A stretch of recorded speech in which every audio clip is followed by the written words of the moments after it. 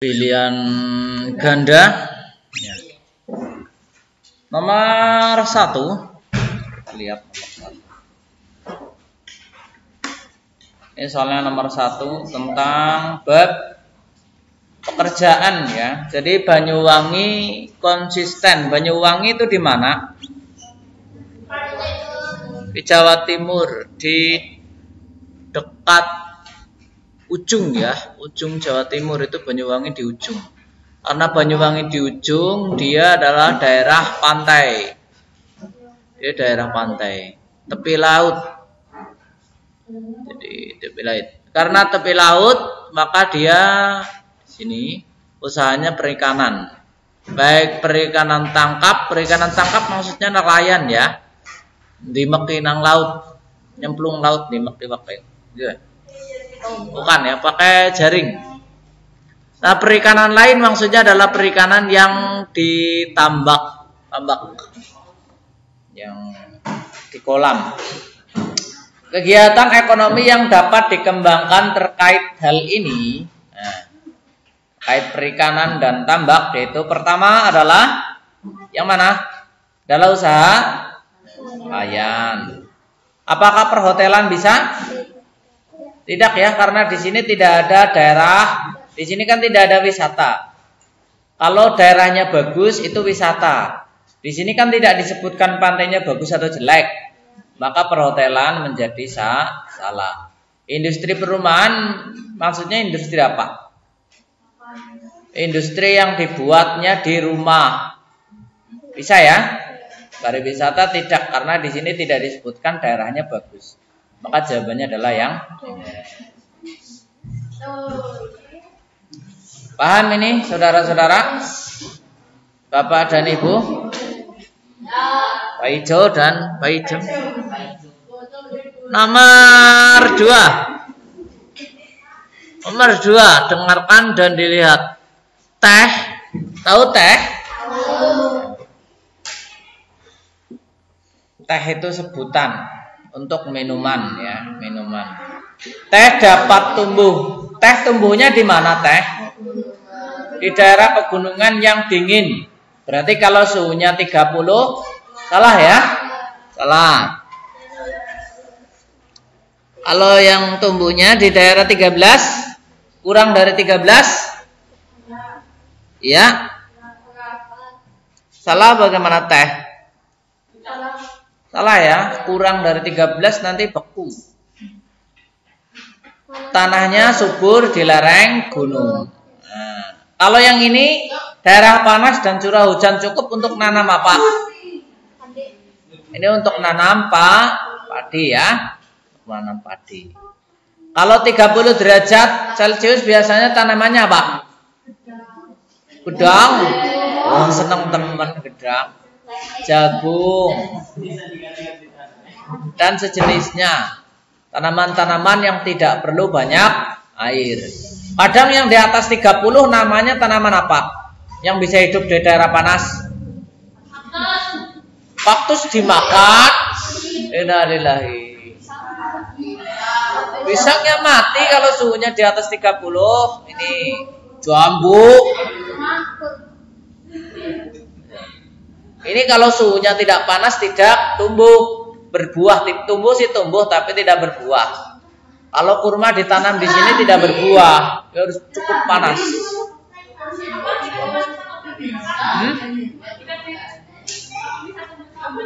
Kalau di sini ditandur bisa tumbuh tapi tidak berbuah karena kurang panas. Bagaimana kalau sambil digodok pohonnya Pak? Enak saja gitu ya.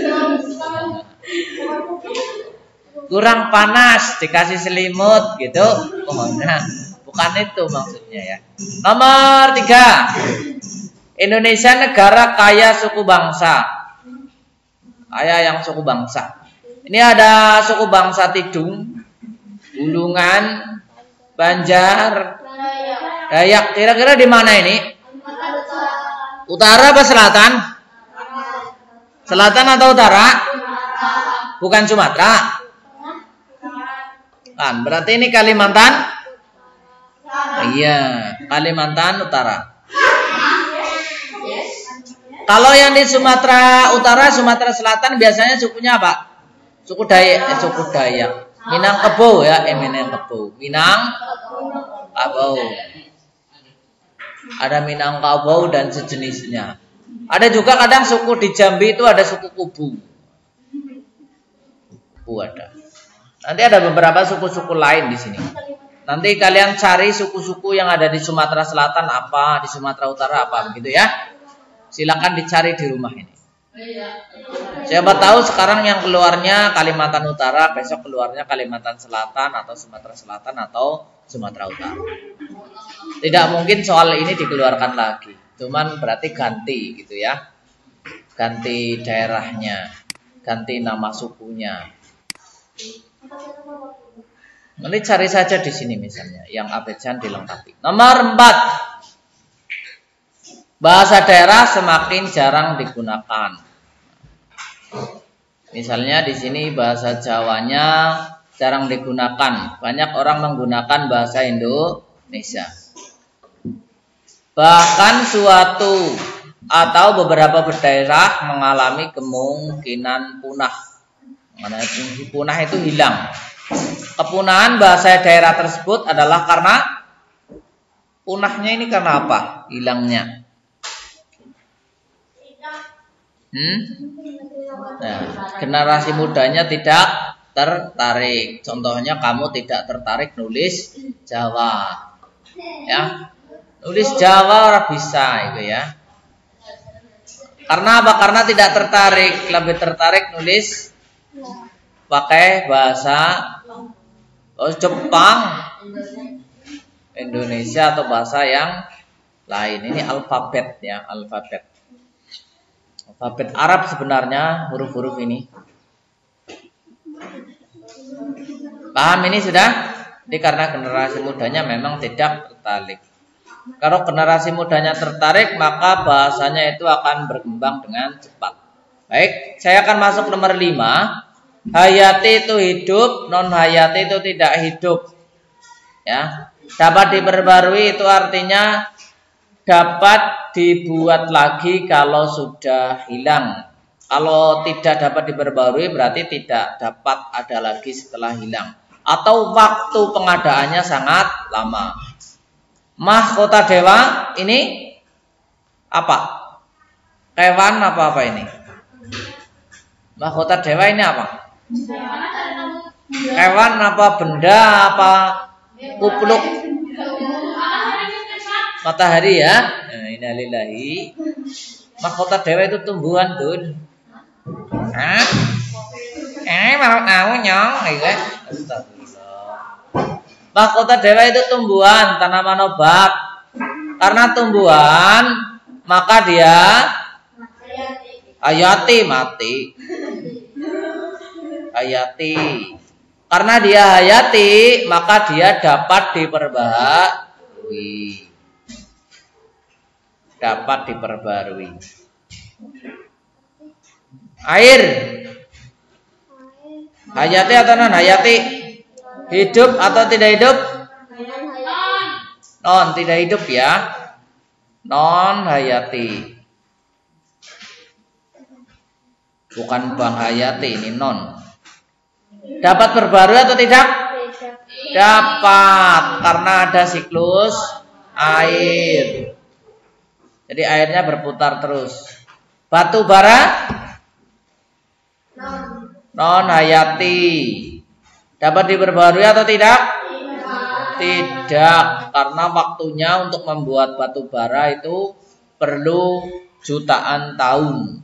Jadi fosil-fosil manusia atau hewan tumbuhan yang telah meninggal perlu jutaan tahun untuk menjadi batu bara. Jadi kalau kamu meninggal atau hewan, sapi lah, sapi ya. Kalau sapi kalian meninggal, terkubur di dalam tanah, terperangkap oleh ruang hampa di dalam tanah, maka tunggulah 1 juta tahun lagi untuk menjadi batu bara. Gitu ya. Jadi batu bara yang sekarang ada itu berasal dari zaman dinosaurus. Hah? Direkam? Ya, ada. Ya. Ya ada. Zaman dinosaurus kan ada. Sebelum zaman manusia ada. Beruntunglah dinosaurus dan kawan-kawannya sudah musnah, meninggal terhantam meteor. Coba kalau masih hidup sekarang, kamu jadi santapan dinosaurus. Ya. Malvin mengendi mau, waduh dinosaurus itu ya. Aduh, repot. Kuda ini apa kuda? Hayati ya. Untung sekarang yang tersisa ini hewan-hewan yang manut-manut, kayak kuda, kerbau, kucing gitu ya.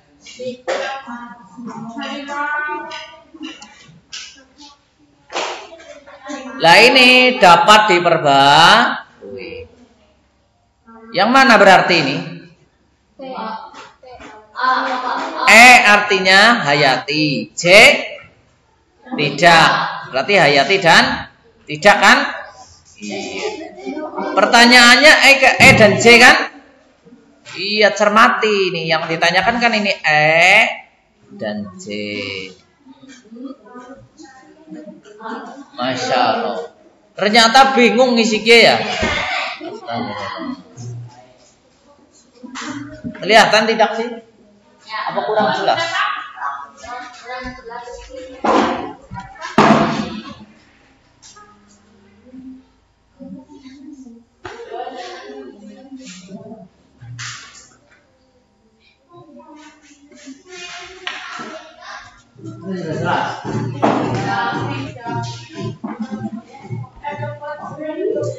Nah, ini jelas kalau ini ya.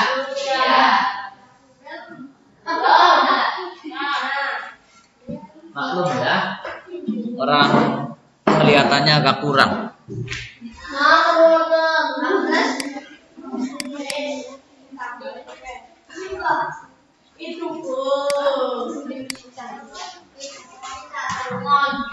Wah, kegedean.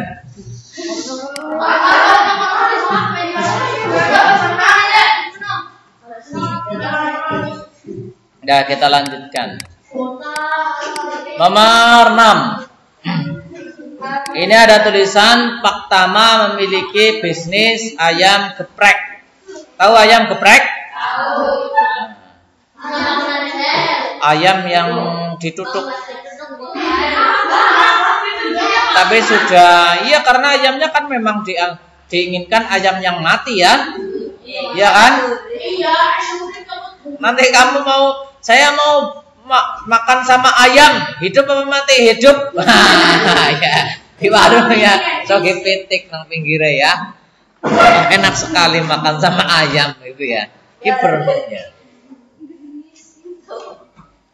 Nah, Pak Tama, kira-kira kalau ayam geprek yang diusahakan apa saja? Apa dodol pakan ayam? Tidak ya. Kan orang masa bisnis ayam geprek dia sambil jualan dedak. Ini dedaknya buat apa? Buat tamu yang menginginkan dedak kayak gitu. Ya untuk pakan ayam ya. Di sini sekalian potong ayam begitu. Kalau bisnisnya ayam geprek, di sana ada pemotongan ayam. Tenang, ayam yang saya masak, ayam yang baru potong, kayak gitu ya. Kan tidak? Suen ya. Masa kartuku, silakan pilih ayamnya dulu, nanti saya gorengkan, tunggu 3 jam lagi ya. Gitu ya. Itu gue ya. Nah, berarti ini salah. Berarti ada yang dibutuhkan untuk kemampuan jual dia penguasaan resep. Resep itu cara masak, pengolahan, penyajian, dan kasir pembayaran. Itu pengolahan ayam. Ya, Prek. Kita akan masuk ke nomor 7.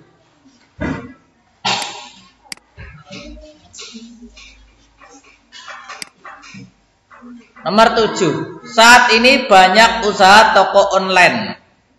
Ada apa saja misalnya? Ada Shopee,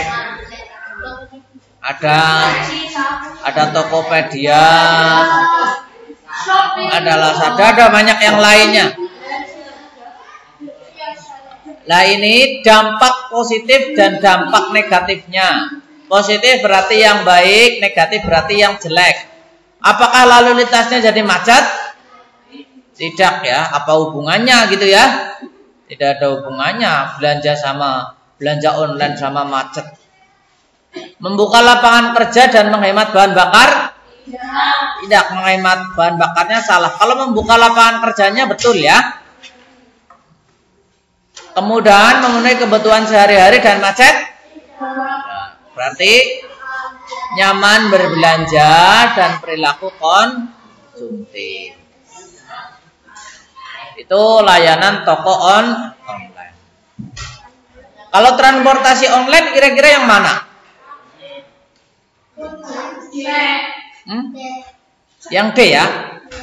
Kalau transportasi online membuka lapangan kerja dan hemat bahan bakar. Karena hemat bahan bakar kalau transportasi online. Iya, karena nanti kita pakainya pakai kendaraan orang lain.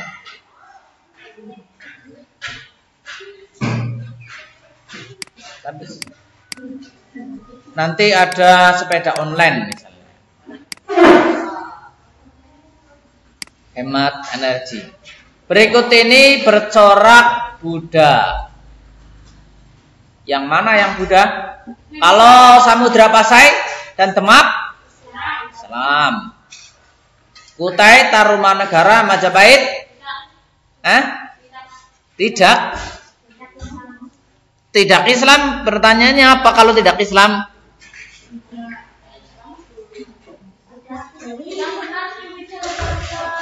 Apa ini? Ini adalah Hindu. Ini campuran. Ini Buddha. Mataram ada dua. Ada Mataram Islam, ada Mataram Hindu. Mataram Hindu itu yang mendirikan Candi Borobudur dan Candi Prambanan. Itu Mataram Hindu. Jadi karena Mataram namanya Mataram Lama. Mataram Lama itu dulu ada dua penguasa, yaitu Wangsa Sailendra dan satu lagi Wangsa Sanjaya. Wangsa Sanjaya ini Hindu, Wangsa Sailendra ini agamanya Buddha. Ini dulu mendirikan Candi Borobudur. Hindu itu mendirikan Candi Prambanan. Apakah satu hari jadi? Yora, ini butuh waktu puluhan tahun ini untuk membuat Borobudur dan Prambanan. Bukan seperti yang diceritakan satu malam, bukan. Itu kan hanya kisah cerita. Tapi aslinya ini didirikan dalam waktu yang bertahun-tahun dan puluhan tahun.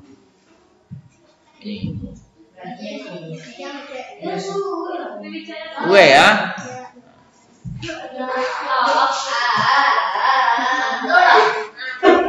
Ini yang Buddha.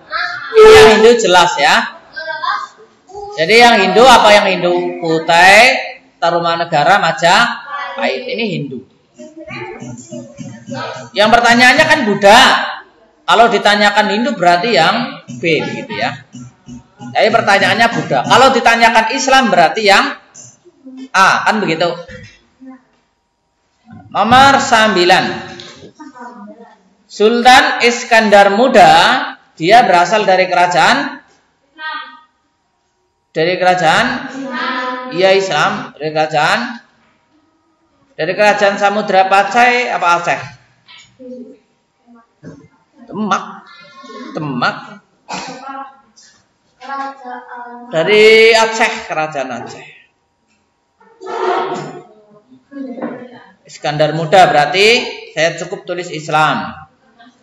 Tapi rajanya Aceh, Islam. Balaputra Dewa sebenarnya dulu adalah hidup zaman Mataram Lama. Dia berasal dari Wangsa Sailendra. Karena kalah perang dengan Wangsa Sanjaya, Balaputradewa melarikan diri ke Sumatera, kemudian menguasai tahta Sriwijaya. Sriwijaya tadi agamanya apa tadi?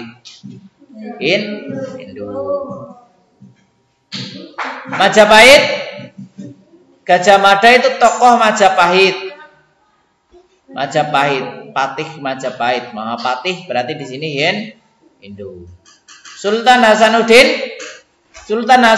ini ada dua, ya. Ada yang di timur di Goa Talo, Raja Goa Talo. Ada yang di Sultan Hasanuddin yang di Banten, Raja pertama Banten juga namanya Sultan Hasanuddin. Cuman yang diberi gelar ayam jantan dari timur, dia yang dari Goa Talo. Ini nama orang ada dua. Seperti Budi kan namanya banyak sekali, tinggal Budi yang mana. Gitu. Apa Balas Budi, apa Ibu Budi, gitu ya. Nah ini kita semuanya baik yang di Banten maupun di Goa Talo dia dari Islam. Ratu Sima itu berasal dari kerajaan Kalingga. Kalingga berarti kerajaannya Buddha. Ken Arok pendiri kerajaan apa ini? Ken Arok itu pendiri kerajaan Singosari. Jadi kerajaannya prosesnya begini. Pertama awal ada di Pulau Jawa itu Tarumanegara.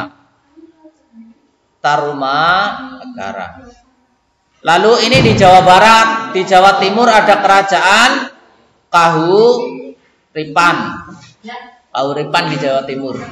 Lalu Kahuripan itu pecah menjadi kerajaan Daha dan Jenggala. Ini pecah. Lalu sebagian Jenggala ada yang menjadi kerajaan Bali. Lalu setelah kerajaan Kahuripan, ini periodisasinya. Muncul kerajaan Mataram, lama di mana? Di Jawa Tengah. Kalau ini Jawa Barat, ini Jawa Timur, ini Jawa Tengah. Lah Mataram lama berproses terpecah ini nanti di Jawa Timur muncul kerajaan Kediri. Lalu di Jawa Tengah nanti muncul kerajaan Singosari. Singosari adalah cikal bakal dari Majapahit. Itu secara umum seperti itu. Ini yang diminta yang Hindu. Berarti yang Hindu adalah yang Gajah Mada. Lalu yang mana lagi? Sama Ratu Sima. Ratu Sima kan Buddha. Berarti sama Ken Arok ya. Singosari Ken Arok.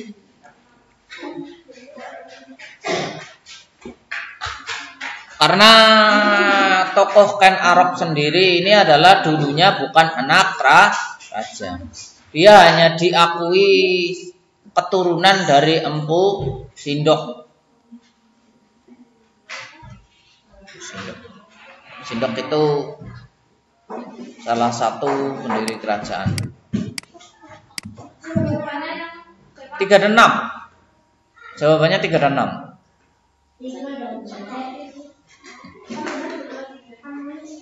Sudah? Ada pertanyaan? Nomor 10.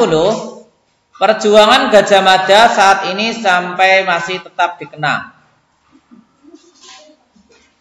Perjuangan Gajah Mada siapa? Saya ceritakan sedikit sejarah Majapahit pakai papan yang agak lebar. Papannya yang mana ya? Papan yang agak bagus saja. Kalau papannya jelek kurang.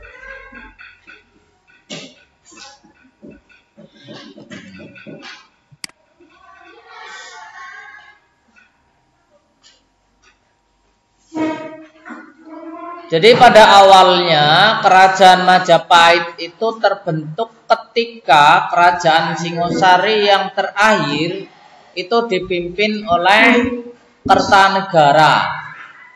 Dia diserang oleh kerajaan Kediri. Hancur kerajaan Singosari. Jadi begini, saya ceritakan sedikit. Jadi awalnya dulu ada kerajaan namanya Raja terakhir Singosari ya, Singosari. Singosari terakhir itu dipimpin oleh Kertanegara. Ini zaman ini terakhir dia punya dua musuh. Musuh dari Cina, Kubilai Khan. Itu kalau Kubilai Khan dari Mongol ya. Dari Mongol. Ini musuhnya dari Mongol. Bukan Merongol. Ini dari Mongol. Mongolia. Kubilai Khan zaman. Nah, yang musuh satu lagi ini dari dalam negeri, dari kerajaan Kediri. Namun sebelum Mongol menyerang Singosari, ternyata Singosari itu sudah diserang oleh Kediri. Sehingga Singosari hancur. Lalu menantu dari kerajaan Singosari masih hidup. Dia melarikan diri ke hutan. Ini yang masih hidup. Raden Wijaya ini masih hidup. Dia melarikan diri ke hutan. Nah, ini kerajaan Singosari masih dikuasai Kediri. Dia mencari bala bantuan untuk mengembalikan kerajaan Singosari yang sudah hancur. Sampai pada akhirnya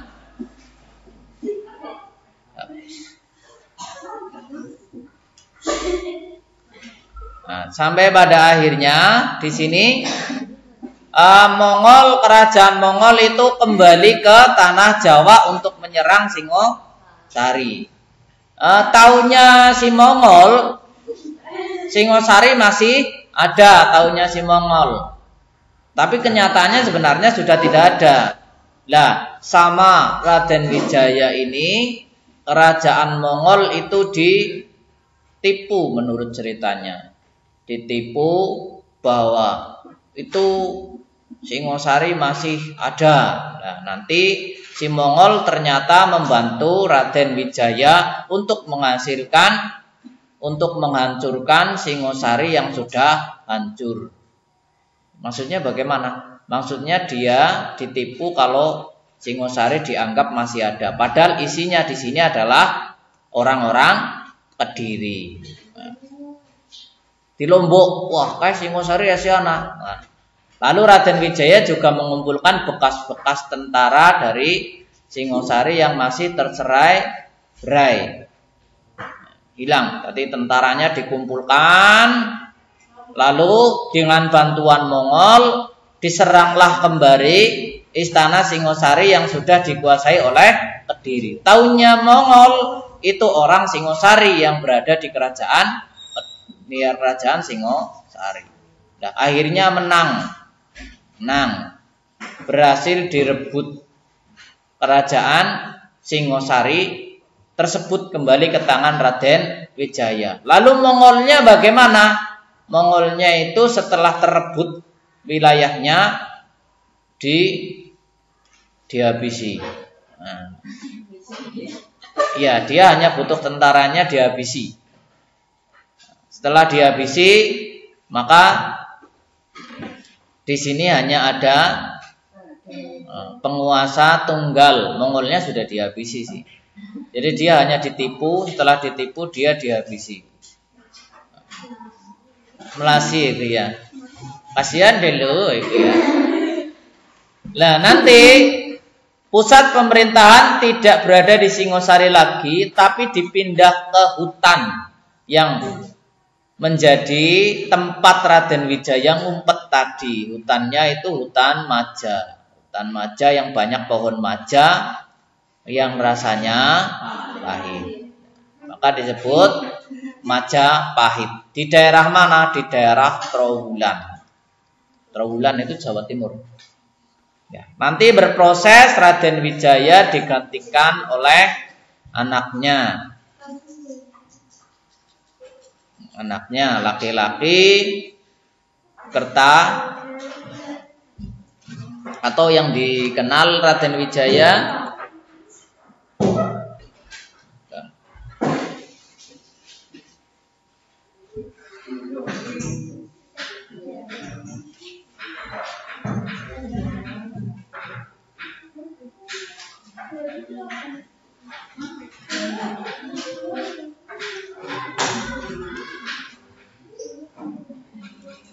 itu prosesnya, proses penggantiannya.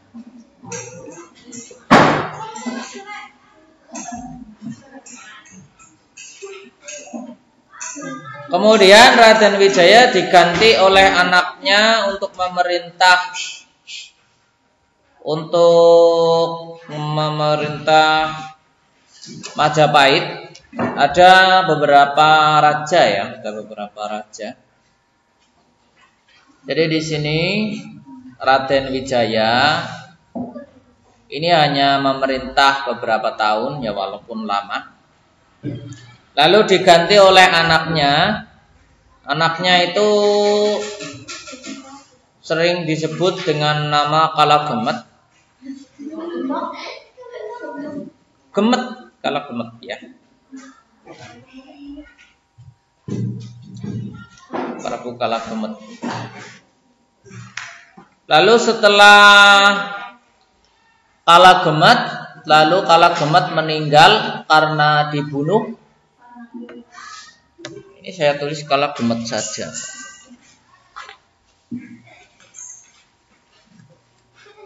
Ini terkenalnya Kalagemet karena masa pemerintahan yang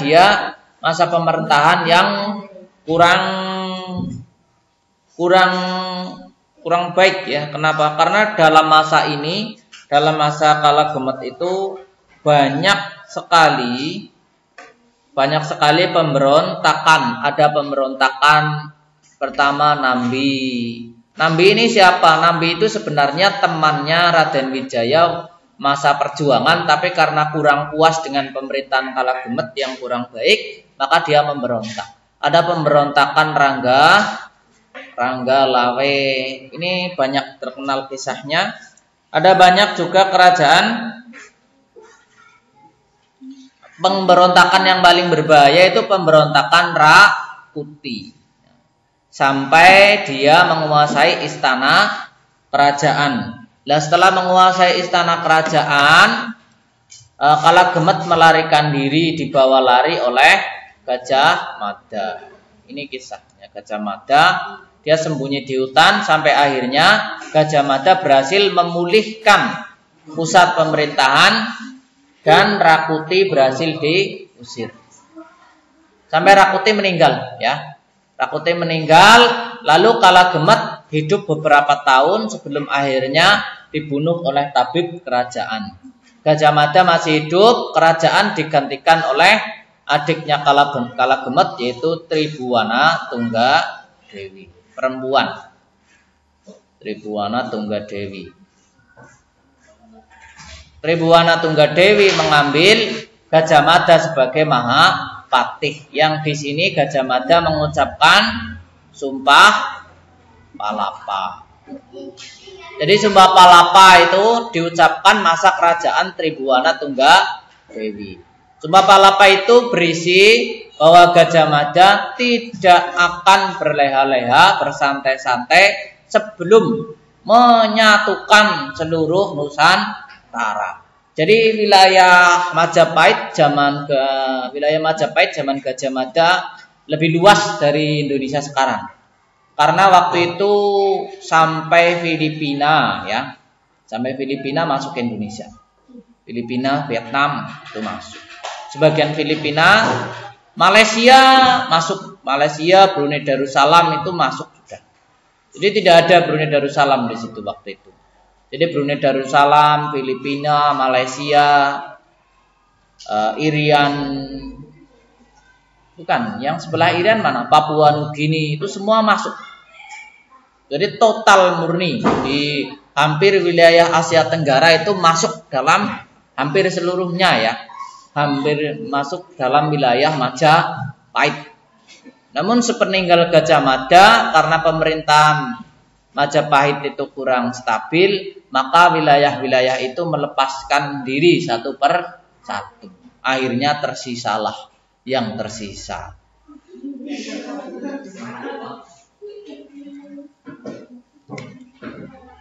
Jadi di sini Gajah Mada dia memiliki jiwa kepahlawanan dan pantang menyerah karena dia menaklukkan seluruh wilayah Nusantara. Kalau pantang menyerah dalam memperjuangkan pendidikan, ini contohnya siapa? Ki Hajar Dewantara. Selain itu, apa Kartini bisa juga? Bisa ya, Kartini bisa. Berjuang melawan penjajahan Belanda ini banyak sekali. Ada Tengku Umar di Pulau Jawa, ada Pangeran Diponegoro. Di Sumatera ada Imam Bonjol. Berjuang mempertahankan kemerdekaan ini juga banyak. Mempertahankan kemerdekaan ini contohnya adalah Bung Tomo dan yang lainnya. Ya, hentikan dulu.